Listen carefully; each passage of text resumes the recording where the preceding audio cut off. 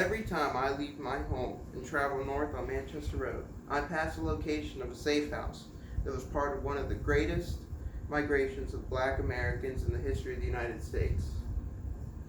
Today, I will inform you about the Underground Railroad, in New Franklin specifically.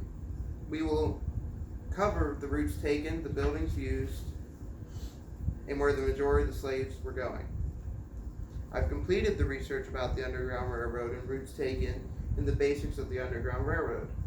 I have personal experience with one of the buildings that was used as a safe house on the route that went through my city of New Franklin.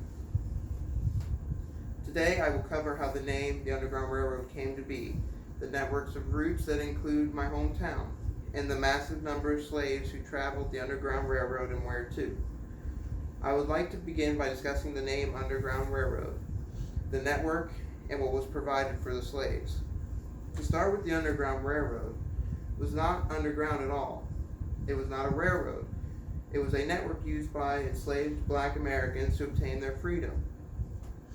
It was a metaphor for a network of people and safe houses that helped fleeing slaves in an attempt to reach freedom. Some say it arose after an incident in 1831, when an enslaved person named Tice Davids swam across the Underground Railroad network.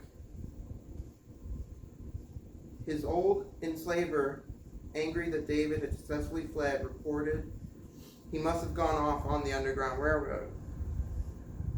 Others attribute the term to William Still, a prominent abolitionist and one of the most successful black businessmen.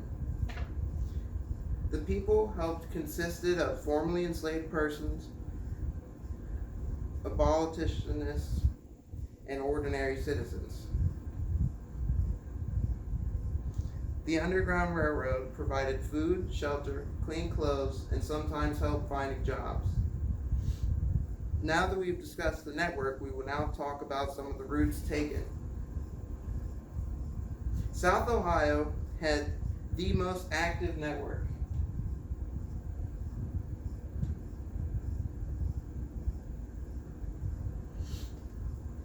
With around 3,000 miles of routes used by escaping runaways.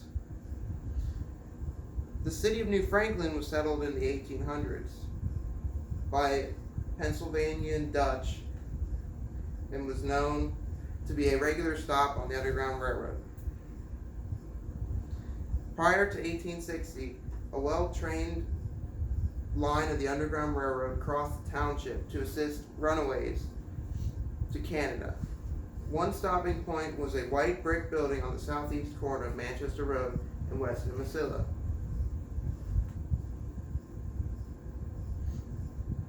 We will now talk about the number of people who traveled and where they were heading.